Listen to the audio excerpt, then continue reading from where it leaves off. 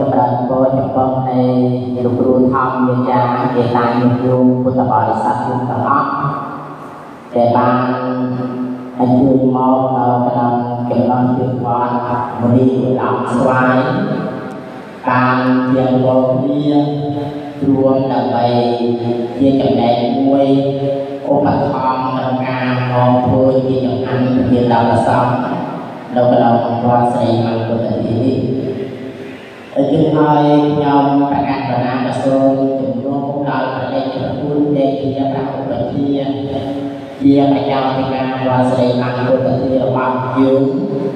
នៅក្នុងថ្ងៃនេះដែលព្រះអង្គក៏ប្រវល់ទៅទទួលនៅផតកិច្ចអំពីចំណងជើងវត្តសាលវ័នឧទ្យានព្រៃធូបជាហើយក៏ព្រះអង្គបាននៅរួមជាចំណែកដើម្បីបានទទួលនៅផលរបស់គេតែជាគ្រូពុទ្ធបរិស័ទយើងមកស្វែងរកនៅក្នុងពេលឱកាសនេះសូមជួនដំណើរតាមគេតាហើយវិញ្ញាណសិក្ខាបទของអង្គនៅសល់21នៅសល់21អង្គកំពុងតែគង់នៅយ៉ាងភាសាកំពុងតែសិក្សារៀនសូត្រដោយឆ្នាំនេះវត្តបានកើតនៅឆ្នាំពុទ្ធិកាបញ្ញត្តិសិក្សាបាលីទី1សិស្សរួមប្រសងបាន6ព្រះអង្គនិមន្តមកអំពីវត្តសាលវ័នឧទ្យានព្រៃធូបចំនួន4ព្រះអង្គវត្តសង្ឃវត្ត3 1ព្រះអង្គវត្តអង្គពី1ព្រះអង្គរួមត្រូវជា6ព្រះអង្គហើយនឹងកម្លេងបានចំនួន5 6ទៀតមិនបានប្រកាសថ្ងៃខ្លះខ្លួនថ្ងៃខ្លះឈប់ថ្ងៃខ្លះខ្លួនថ្ងៃខ្លះឈប់ទៀតរកពូសរោស្ទើរទេ4រៀងអកលេវាមិនបានប្រកាសហើយចំណែក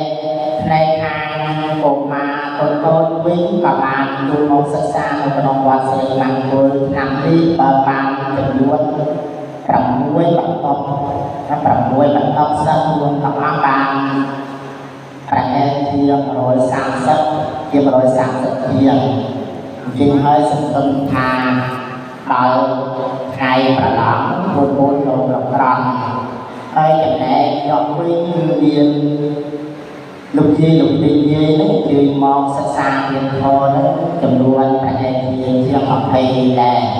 ជាងហើយសូមនិយាយឡាយជូនពុទ្ធបរិស័ទយើងទាំងអស់អនុមោទនាហើយត្រេកអរហើយខ្ញុំប្រកាសបរាប្រសូនត្រេកអរយ៉ាងក្រៃលែងចំពោះនៃសភាក្រាស់ណារបស់មេតារួមមានចាត់ទាំង3មានអំពីភូមិស្រុកវិទ្យាប្រែកភូមិមានភូមិកេញមានភូមិវាលទឹកវត្តស្វាយរួមជាមួយនឹងប្រេងស័យសពតែចាំទាំងអស់ដើម្បីជួយមកគ្រប់គ្រងហើយប្រសងដែលខ្ញុំចាំប្រវត្តិសាស្ត្រទៅបានសិក្សារៀនសូត្រទៅបានអាស្រ័យនៅចំណានបន្តបានរបស់ជាតាយូរឧបត្ថម្ភនឹងតាំងអំពីការដាក់បានប្រសងក្តីតាំងអំពីថ្ងៃអបអរសាទរសិលក្តីរួមជាតាទាំងអស់ដែលខំជួយមនុស្សបម្រុងគឺនាំឲ្យការសិក្សារៀនសូត្ររបស់ប្រសងប្រព្រឹត្តទៅបានរលូនហើយនឹងជាធនធានមួយសម្រាប់រក្សាប្រចាំនៅក្នុងវត្តអារាមជាមួយទៀតផងជាងហើយ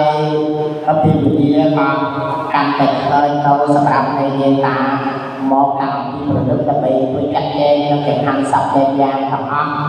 ដោយអំណាចនៃកម្លាំងធនធានផងដោយអំណាចនៃកម្លាំងបលាំងរបស់ខ្លួនដែលខំចំណាយពេលវេលាមកជួយចាត់ចែងនៅក្នុងពេលឱកាសនេះក៏សូមឲ្យយាយតាគ្រូតូចធំទាំងអស់កុមារាកុមារីប្រាថ្នាយ៉ាងណាសូមឲ្យបានសម្រេចរួចសេចក្តីប្រាថ្នាគុណពរគុណប្រការជាអាយុវណ្ណៈសុខៈបលាព្រមទាំងសម្បត្តិ3មនុស្សទេវតាមហាវិទ្យាដើម្បី